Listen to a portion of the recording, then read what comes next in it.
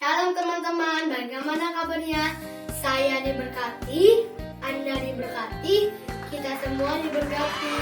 Mari kita mulai ibadah, mari kita berdoa dulu ya. Tangannya, matanya, mari kita berdoa. Tuhan Yesus, bentar lagi kami mau ibadah. Tuhan, jauhkan dari virus saja juga ya Tuhan. Tuhan lindungi dari COVID yang sekarang Tuhan. Tuhan juga bentar lagi kami mau ibadah. Tuhan, semoga kita bisa ibadah dan menyanyikan lagu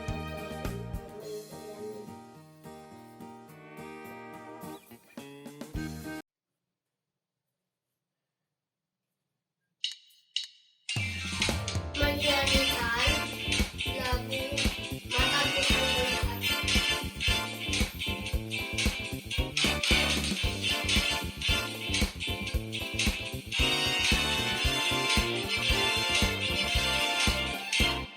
Mata Tuhan melihat apa yang kita berbuat, buat yang baik, buat yang jahat.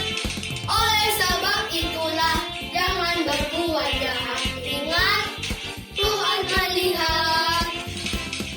Mata Tuhan melihat apa yang kita berbuat, buat yang baik, buat yang jahat. Oleh sebab itulah jangan berbuat jahat. Ingat, Tuhan melihat. Mari kita nyanyikan lagunya sekali lagi.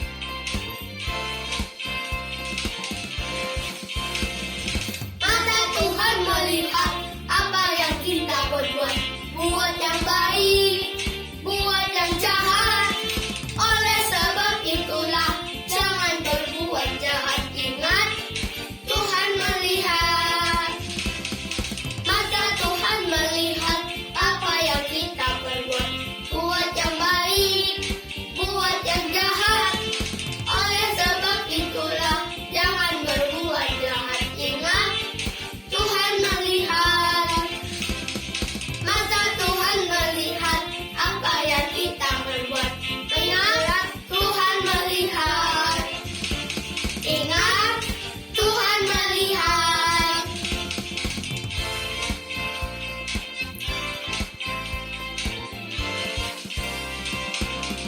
Semoga tidak ada.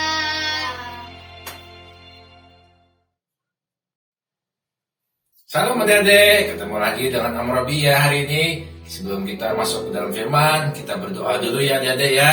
Mari kita berdiri adik-adik. Oke, berdiri, tangannya dilipat dan matanya tutup, kita berdoa ya.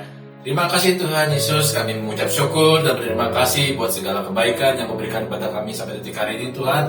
Dan kami percaya kami akan belajar firman-Mu Tuhan, firman-Mu yang menjadikan kami pribadi yang luar biasa dalam Engkau Tuhan, supaya kami bisa mengerti tentang karakter Kristus dalam kehidupan kami. Dan kami percaya Kau bukakan telinga mata hati pikiran kami Tuhan, sehingga kami mengerti segala suatu hal dari firman-Mu Tuhan. Terima kasih Tuhan, ubahkan diri kami Tuhan. Kami siap yang firman-Mu, katakan bersama dengan saya, amin. Hari ini kita akan belajar tentang bagaimana firman Tuhan dengan tema membangun karakter Kristus ya. Di sini pengertian habitat dari Wikipedia adalah tempat suatu makhluk hidup tinggal dan berkembang biak. Pada dasarnya habitat adalah lingkungan fisik di sekeliling populasi suatu spesies yang mempengaruhi dan dimanfaatkan oleh spesies tersebut ya. Di sini habitat yang tepat ya adik-adik ya akan membawa adik-adik sebuah pertumbuhan ya. Pertumbuhan rohani adik-adik akan bertumbuh. Ketika Roh Kudus dicurahkan ya dan adik-adik percaya kepada Yesus Kristus, maka saat itu adik-adik akan dibaptis oleh Roh Kudus ya. Ketika kau percaya adanya Roh Kudus akan hadir dalam hidupmu, tinggal kau minta dipenuhi terus, maka ketika Roh Kudus dicurahkan dan adik-adik dimateraikan oleh Roh Kudus menjadi milik Allah ya, dan menjadi warga kerajaan Allah ya. Habitat adik-adik sudah menjadi berbeda ya, bukan sesuai dengan habitat dunia yang ada ya, tapi adik-adik menjadi karakter Kristus ya. Ketika berada di dalam Tuhan, ya dulu adik-adik ya punya habitat ya berdosa ya. Ketika adik-adik bertobat dan percaya kepada Yesus Kristus, dan ketika Roh Kudus memenuhimu, maka habitatmu menjadi habitat yang baru, yaitu habitat kerajaan Allah ya. Amin adik-adik ya. Paham ya adik-adik ya? Ingat adik-adik ya, adik-adik harus berubah kehidupanmu yang dulu mengikuti kebiasaan dunia ya, sekarang harus belajar untuk mengikuti habitat kerajaan Allah dan jangan mengikuti kemauanmu sendiri ya. Itu yang namanya disebut dengan egois adik-adik ya. Ya contoh ya, kita bakal belajar tentang habitat ya.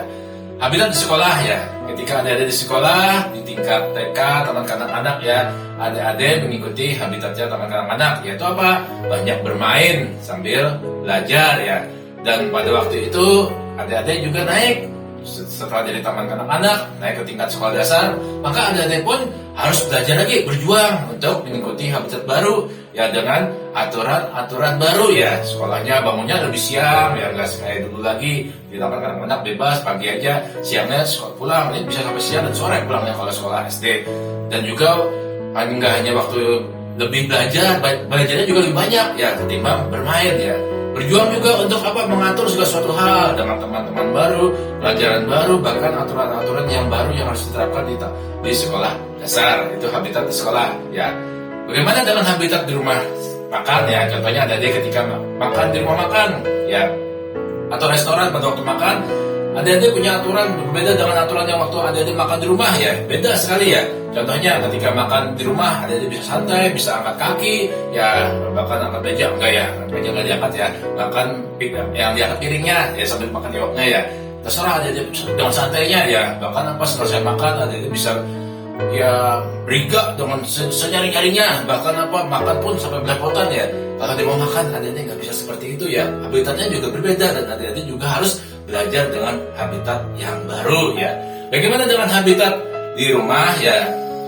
Contohnya adik-adik ya, adik-adik tahu kalau adik-adik biasanya di rumah adik-adik punya aturan-aturan ya. Contohnya waktu selesai makan tadi ya, contoh makan ya, adik-adik selesai makan, habis selesai makan apa? Jangan taruh senjata sendiri. Beda di rumah makan ya, kalau rumah makan adik-adik bayar, kalau di rumah adik-adik makan ya taruh di tempat cuci piring, dicuci, bantu orang tuanya, tidak ditinggal nyonong langsung begitu saja ya adik-adik ya. Nah ingat adik-adik ya, jadi intinya habitat sini adik-adik harus berjuang untuk membangun karakter seperti apa yang Kristus mau ya. Dan juga sebagai warga kerajaan Allah, maka adik-adik akan mengalami suatu pertumbuhan, suatu hal-hal yang indah ya. Karena apa? Habitatnya tepat ya. Oleh karena itu firman-Nya hari ini bagaimana membangun karakter Kristus ya. Karakter itu ya ada 3 hal ya, timbul dari 3 hal. Yang pertama, sini adik-adik ingat adik-adik ya, bawaan lahir ya, dari bawaan karakter orang tuamu ya. Orang tua punya karakter, adik-adik juga menurut kepada adik-adik ya. Yang kedua, ingat ya adik-adik, yang kedua adalah peranan lingkungan ya. Ya, di mana pergaulan di lingkungan itu akan mempengaruhi adik-adik. Jangan sampai lingkungan yang nggak baik mempengaruhimu. Adik-adik bergaul di lingkungan yang baik, jauhi lingkungan yang nggak baik. Yang ketiga, ya adik-adik perhatikan yang ketiga ya, unsur kebiasaan ya, yaitu apa?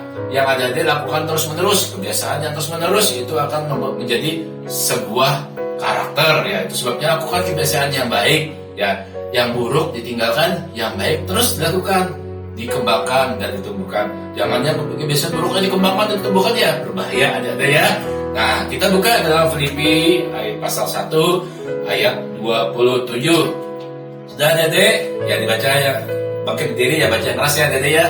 Filipi 1 ayat 27. Hanya hendaklah hidupmu berpadanan dengan Injil Kristus, supaya apabila aku datang, aku melihat, dan apabila aku tidak datang, aku mendengar bahwa kamu teguh berdiri dalam satu roh dan sehati sejiwa berjuang untuk iman yang timbul dari berita Injil ya. Bandingkan dengan Filipi pasal 3 ayat 30. Ya silakan dibuka firman-Nya adik-adik. Ya kita baca bersama-sama. Filipi 3 ayat 20. Karena kewarganegaraan kita adalah di dalam surga, dan dari situ juga kita menantikan Tuhan Yesus Kristus sebagai juru selamat. Ya, di sini dalam Filipi 1 ayat 27 tadi dikatakan di awal sekali, hanya hendaklah berbicara, hanya itu satu-satunya ya. Hanya hendaklah itu berbicara, hanya itu satu-satunya. Tidak ada tawaran, tidak ada pilihan. Itu namanya hanya hendaklah ya. Jadi hendaklah hidup dari bahasa Yunani-nya yang berbunyi politeuma ya, yang artinya politeuma tadi artinya adalah hidup sebagai kewarganegaraan. Kewarganegaraan apa? Kewarganegaraan surga ya. Sebagai warga negara surga ya, adik-adik ya, maka hidup kita harus dekat dengan aturan-aturan dari surga, bukan aturan-aturan dari dunia lagi, aturan dari surga. Yaitu apa contohnya? Ya berjalan dengan firman-Nya Tuhan, ya firman-Nya Tuhan, mentaati hukum-hukum daripada Injil Kristus ya. Jadi tinggalkan karakter lamamu dan bangun karaktermu yang baru menjadi serupa dengan gambarannya, menjadi serupa dengan gambar daripada Kristus ya. Hidupmu harus berubah dengan melakukan segala sesuatu seperti yang Tuhan mau ya. Amin, adik-adik ya. Paham adik-adik ya sini? Seperti yang Tuhan mau, menjadi karakter Kristus ya. Dengan perubahan karakter hidupmu, maka ya adik-adik akan membawa dampak yang luar biasa, jadi berkat bagi keluargamu, bagi orang-orang sekitarmu, bagi orang-orang yang mengerti akan dirimu. Itu akan menjadi berkat dan situ akan menjadi dampak yang luar biasa dan nama Tuhan Yesus dipermuliakan ya. Adik-adik paham ya? Demikian firman Tuhan pada hari ini ya. Tuhan Yesus memberkati.